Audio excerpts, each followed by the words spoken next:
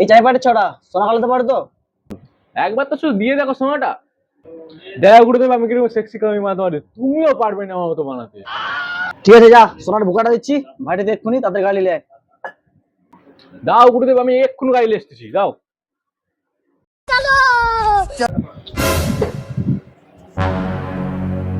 A few moments later.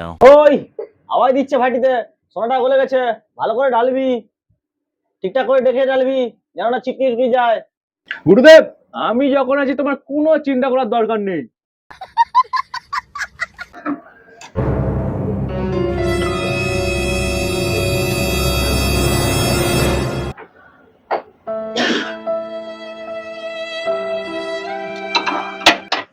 কি হলো? আমি তো মানে অন্যরকম হয়েছে। গুরুদেবকে যে বলে এলাম আমি, হাই মারা, গুরুদেবকে আমি যে বড় বড় ডায়লগ মেরে আমি পুরো পরিষ্কার আসবে, গুরুদেব তো দেখলে আমার গাঁড়কে পুরো আদা দিয়ে ছিঁচবে। কি হবে, যা হবে কামিটা তুলে আর কামিটা ঢেলে নিয়ে আমি যাই।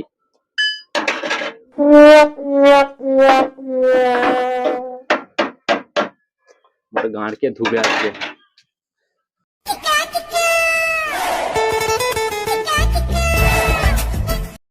যা গুরুদেব আমার সেক্সি কামিটা।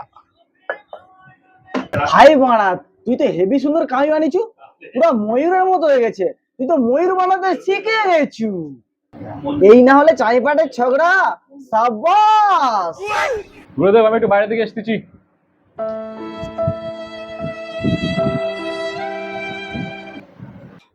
হ্যালো বাবা, আমি কাজ শিখে গেছি, আমি ময়ূরও বানাতে শিখেছি, তাও আমাকে ধরে দেয়নি।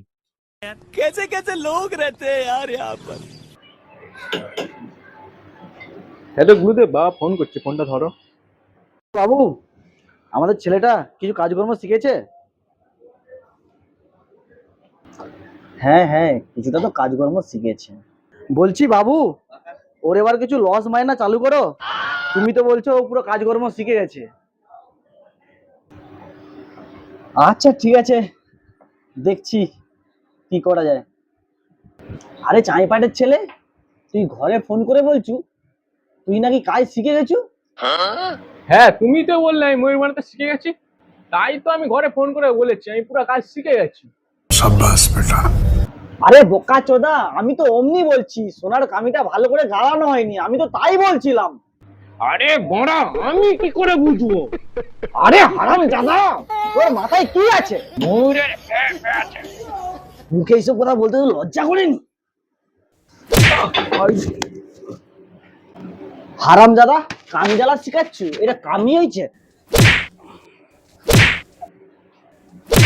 मारो हमको जिंदा मत छोड़ो सालो। हम कोई मंदिर का घंटा है कि कोई भी आके बजा जाता है।